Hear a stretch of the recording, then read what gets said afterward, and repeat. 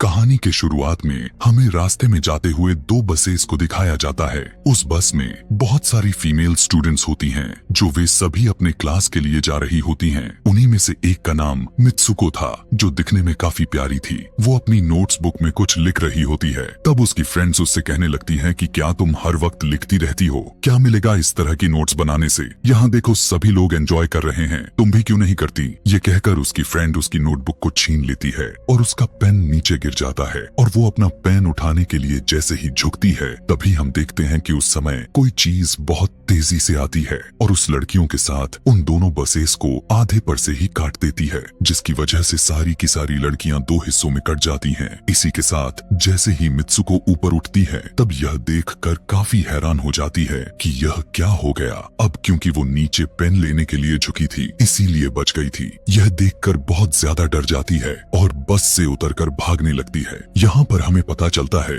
कि इन सभी को काटने वाली चीज कुछ और नहीं बल्कि हवा ही थी, जो सभी को काट रही थी। यह हवा अब मित्सुको के पीछे भी पड़ जाती है। यह देखते हुए मित्सुको चिल्लाते हुए काफी तेजी से भागने लगती है। भागते समय उसे आगे चार लड़कियां और भी दिखाई देती हैं और वो उन्हें झुकने के लिए कहती हैं, लेकिन काफी देर हो चुकी थी। वो हवा उन्हें भी आधे पर से काट कर चली जाती है। लेकिन उनमें से मित्सुको एक लड़की को बचा लिया था कि तभी इन्हें कुछ साइकिलिंग करते हुए लड़कियां नजर आती हैं, जो कहीं पर जा रही थीं। उन्हें भी ये बचाने की कोशिश करती हैं, लेकिन वो हवा उनके साथ भी वही करता है जो अभी इनके दोस्तों के साथ हुआ। और इसी दौरान वो लड़की भी मारी जाती है, जिसे अभी उस अदृश्य चीज से बचाया था। अब वो यह देखकर काफी डर जाती है और वो इधर उधर भागने लगती है। आगे हम देखते हैं कि मित्सुको जब एक नदी के पास जाती है, तो वो यह देखकर हैरान हो जाती है कि उस नदी में भी पहले से बहुत सारी डेड बॉडीज पड़े हुए थे, जिसने हवा ने यानी उस अदृश्य चीज ने काट दिया था। वहाँ से वो एक डेड बॉडी के कपड़े लेकर चेंज कर लेती है।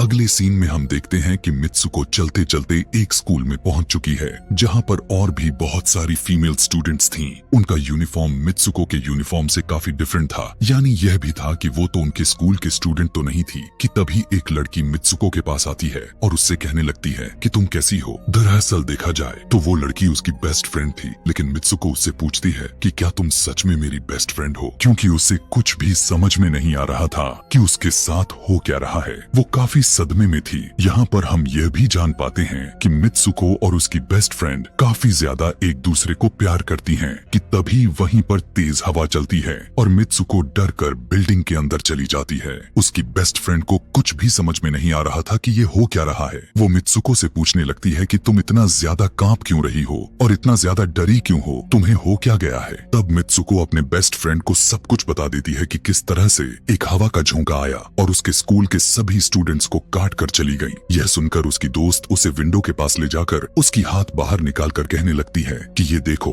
ये बस हवा है और कुछ नहीं। यहाँ पर मित्सुको के दिल को कुछ शांति मिलती है और इसे लगने लगता है कि शायद ये मेरा ख्वाब ही हो सकता है। जिसके बाद मित्सुको का बेस्ट फ्रेंड अपने दो और दोस्तों को लेती है और क्लास को बंद करने का प्लान बनाती है। जैसे ही ये चारों क्लास के बाहर जाने के लिए निकलने ही वाली होती हैं कि तभी वहाँ पर उनकी टीचर आ जाती हैं और उन्हें देख लेती हैं, लेकिन वो चारों वहाँ से भाग जाती हैं। वे चारों भागते भागते एक लेक पर आ जाती हैं। वहाँ पर मित्सुको की बेस्ट फ्रेंड अपने दोनों दोस्तों को भी उसके ख्वाब के बारे में बताती है। तभी उनमें से एक लड़की कहती है कि हो सकता है कि यह सच हो, जैसे मिरर वर्ल्ड होती है जहाँ पर इस दुनिया से ऑपोजिट यानी उल्टा होता है। यह कहकर वो तालाब में एक पत्थर फेंक कर कहने लगती है कि देखो, यहाँ पर मैंने तो पत्थर फेंका है, लेकिन हो सकता है कि दूसरी दुनिया में मैंने ऐसा ना किया हो। कि तभी अचानक से उस तालाब में से एक क्रोकोडाइल निकल कर आता है, उसमें से एक लड़की को खा जाता है। फिर वो लड़की कहने लगती है कि देखो, मैंने कहा था ना, जो इस दुनिया में होता है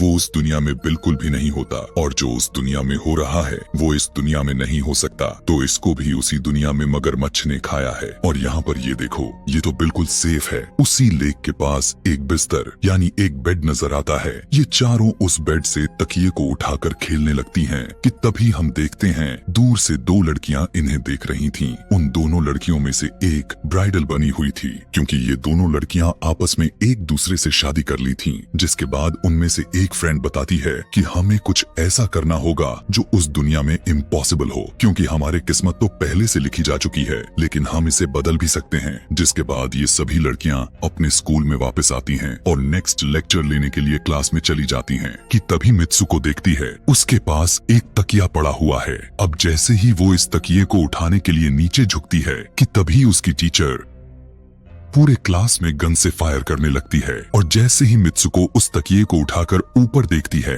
तो उसके क्लास के सभी लड़कियां मारी जा चुकी होती हैं और यहाँ पर एक बार फिर वो बच जाती है जैसे पिछली बार अपने ड्रीम्स में बच गई थी। मित्सुको की टीचर उसके पास आकर कहती है कि तुम्हारी हिम्मत कैसे हो गई, इस क्लास को बंद करने की, तुम्हारा भी मरना तय है। कि तभी उसी वक्त दो लड़कियां और आ जाती हैं और मित्सुको को बचाकर वहाँ से भागने की कोशिश करती है, लेकिन एक दूसरी टीचर वहाँ पर आकर उन दोनों लड़कियों को मौत के घाट उतार देती है। अब जितने भी स्टूडेंट्स की जान बच गई थी, मित्सुको उनके साथ बाहर भागने लगती हैं, लेकिन स्कूल की सभी टीचर्स उन सभी लड़कियों पर फायरिंग करने लग जाती हैं। अब यहाँ पर फायरिंग के दौरान सभी लड़कियां जैसे ही वहाँ से बाहर आती हैं, तो यहाँ पर हवा उन्हें काट देती है। यहाँ पर अब मित्सुको यहाँ पर एक बार फिर से अकेली रह जाती है और वो वहाँ से भागकर क्राउड एरिया से होता हुआ पुलिस स्टेशन में जाती है। वो वहाँ पर सब कुछ बताने लगती है। उसकी यह बात सुनने के बाद पुलिस वाली लड़की उससे कहती है कि लेकिन तुमने स्कूल वाली कपड़े तो नहीं पहने हुए हैं। और जब वो उसके सामने एक मिरर को रखती है तब मित्सुको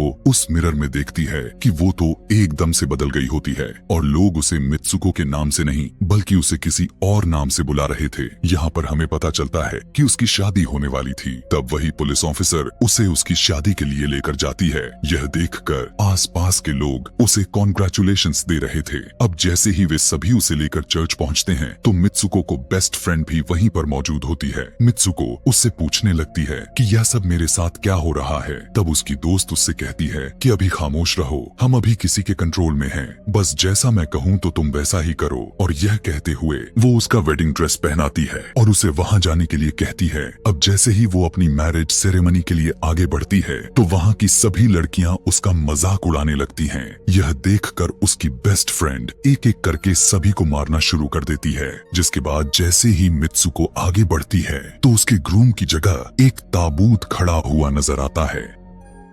उस ताबूत को खोले जाने पर एक बड़ा पिग बाहर निकल कर आता है। मित्सुको उसे देखकर काफी ज्यादा डरने लगती है और एक टूटी हुई बोतल से उस पर अटैक कर देती है। जिसके बाद मित्सुको और उसकी बेस्ट फ्रेंड चर्च से भागते हुए बाहर आ जाती हैं। यहाँ गेट पर भी दो लड़कियां इन्हें रोकने की कोशिश करती हैं, लेकिन मित्सुको की बेस्ट फ्रेंड इन्हें मारकर वहाँ से भाग जाते हैं। उधर मित्सुको दूसरी तरफ भाग रही थी क्योंकि अब उसे लगने लगा था कि उसके साथ कुछ ज्यादा ही गलत हो रहा है। आगे जाने पर एक और मिरर में खुद को देखती है तो वो एक बार फिर से खुद को बदला हुआ पाती है। अब जिस जगह पर मित्सुको थी वहीं पर रेस हो रही थी कि तभी उसके पास कुछ लड़कियां आकर उससे कहने लगती हैं कि तुम तो बहुत अच्छी रेसर हो, खड़ी क्यों हो, भाग क्यों नहीं रही। और जब वो भागना स्टार्ट करती है तब वो खुद में काफी एनर्जी फील करने लगती है। जिसके बाद मित्सुको रेस जीतने की पूरी कोशिश करने लगती है। भागते समय उसे अपने डेड फ्रेंड्स भी नजर आती हैं जो कुछ वक्त पहले उसके स्कूल में मारी जा चुकी थीं। कि तभी उसी वक्त उसकी बेस्ट फ्रेंड भी आ जाती है। तभी ये दोनों नोटिस करती हैं कि वही पिग और वो औरतें जिन्होंने इनको चर्च में रोक रही थीं, वो सभी इन्हीं की तरफ आ रही थीं। भागते समय कुछ लड़कियां मित्सुको से कहने लगती हैं कि इस दुनिया से बाहर चली जाओ। इसके बाद हम आगे देखते हैं कि मित्सुको भागते भागते एक सुनसान अंधेरी जगह पर आ जाती है। वहीं पर कुछ स्टूडेंट्स नजर आती हैं जिन्होंने यूनिफॉर्म पहना हुआ था। वो सभी लड़कियां मित्सुको से कहने लगती हैं कि हम सभी मरे हुए हैं और तुम्हें भी मार देंगे। लेकिन तभी मित्सुको की बेस्ट फ्रेंड वहाँ पर आकर उस लड़की को मारकर वहाँ से मित्सुको को भगा ले जाती है। मित्सुको की बेस्ट फ्रेंड उसे अपना नाम जोर जोर से पुकारने के लिए कहती है, जिस पर मित्सुको अपना नाम जोर जोर से लेने लगती है। इसी के साथ मित्सुको अपना असली रूप में वापस आ जाती है। उसकी बेस्ट फ्रेंड उसे अपना हाथ दिखाते हुए कहती है कि प्लीज मेरे हाथ में जो वायर लगी हुई है उसे बाहर खींच दो ताकि मैं इस दुनिया से बाहर जा सकूं। लेकिन मित्सुको को डर भी था कि कहीं यह वायर खींचने से उसकी जान न चली जाए। और क्योंकि मित्सुको अपने बेस्ट फ्रेंड को काफी ज्यादा प्यार करती थी इसलिए वो ऐसा नहीं करना चाहती थी,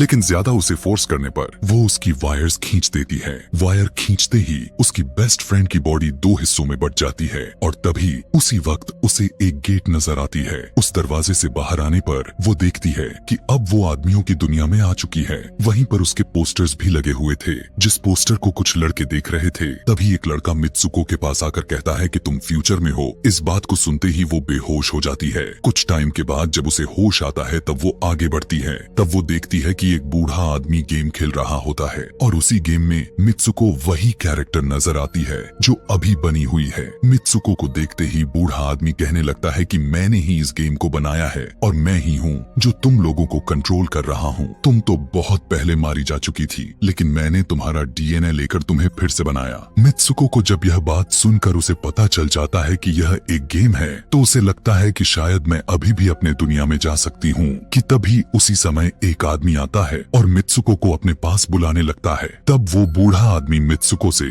उसकी आखिरी लेवल को कंप्लीट करने के लिए कहता है। वो आगे बढ़ने लगती है कि तभी मित्सुको को अपने दोस्त की कही हुई बात याद आ जाती है कि अगर हम इस दुनिया में कुछ ऐसा करेंगे जो दूसरी दुनिया में इम्पॉसिबल हो तो तुम इस गेम से बाहर आ जाओगी। और इसी के साथ वो इस आदमी का गला दबा देती है और कहने लगती है बस करो हमारे साथ खेलना। यह कहकर मित्सुको उस बूढ़े आदमी की छड़ी को उठाकर अपने पेट में घुसा देती है, जिस वजह से उसकी मौत हो जाती है। और यहाँ पर हम देखते हैं कि बूढ़ा आदमी यह सोच भी नहीं सकता था कि मित्सुको ऐसा कुछ कर सकती थी और इसी के साथ उसकी डेस्टिनी पूरी तरह से चेंज हो जाती है। वो इस दुनिया में यानी गेम में तो मर चुकी थी, लेकिन असली दुनिया में वो अभी भी जिंदा थी। आगे हमें ये भी दिखाया जाता है कि मित्सुको के बाकी के कैरेक्टर्स भी किसी न किसी वजह से अपने आप को मार लेते हैं और अब वे सभी गेम का पार्ट नहीं थे। अगले सीन में हमें मित्सुको को बर्फीले जगह पर लेटा हुआ दिखाया जाता है और अब वो अपने रियल वर्ल्ड में आ चुकी थी। और इसी के साथ यह दिमाग घुमा देने वाली कहानी यहीं पर खत्म हो जाती है। आगे और भी ऐसे ही एक्सप्लेनेशन मूवीज देखने के लिए कमेंट में नेक्स्ट लिखना ना भूलें। Thanks for watching.